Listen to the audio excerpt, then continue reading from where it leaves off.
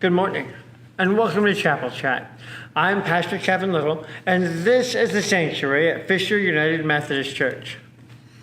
Today, I wanted to share a victory that I recently had. A couple of months ago, I mentioned a game that I've been playing on my Xbox called Elden Ring. After many months of struggle and work, I finally finished the game. I clocked in at 155 hours across the past 5 months. Now that sounds like a lot when I say it out loud, but when you really think about it, there's 168 hours in a week and roughly 672 hours in a 4-week month. So I spent 155 hours out of a potential 3,360 hour period playing my game. But that's not the point of my chat today. Today we're talking about achieving goals. I accomplished something. It was a big deal. This game is really hard, and like I mentioned before, it's designed to make you feel bad and struggle, and then you feel even more rewarded when you finally get through it, and boy do I ever. Each step leads to the next until finally I got done. Finished. I'd accomplished the goal of defeating the final boss of the game.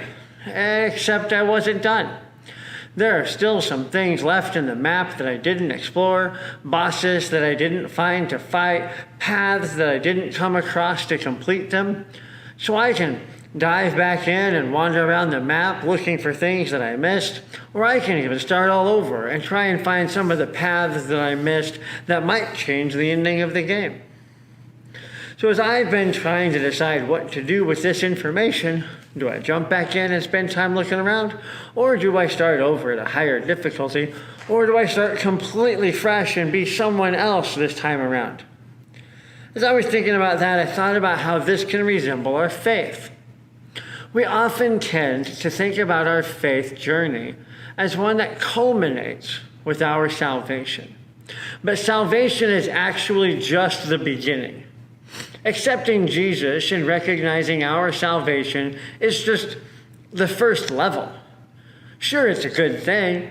I'm being confident that God Himself provided the only sacrifice that could sanctify us and allow us to walk in His presence again is great. But this is really just where the work begins. For years, an emphasis by evangelists, pastors, and their bosses has been on saving souls. I've spoken with pastors that will happily tell about the hundreds of people that they've led to Jesus by praying with them. And that's good, but what happens next? Do they come to church? If so, good. If not, are you still in touch with them?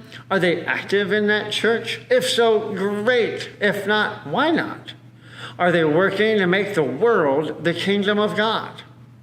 Now, I know these sound like tough questions to be asking, but that's what our faith is. It isn't just a simple believe in Jesus and you're saved. Sure, we're saved by faith and not by works. But that message has been oversimplified over the years to such a low threshold that the church is losing its meaning in the world around us.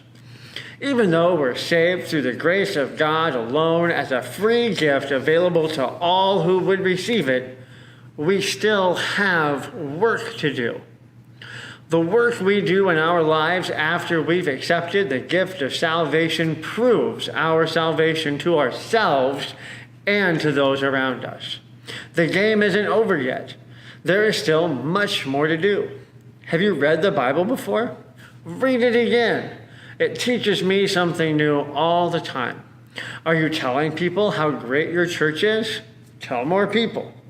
The more people you tell about how much you love your church and how much it means to you will encourage them to find their own church or maybe even come with you.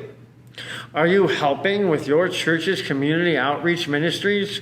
If not, where can you get involved? And if you are, great, but what else can you help with? If the church doesn't have any outreach missions, which is common in our post-pandemic world, how can you help start something new or breathe life into something that it used to do?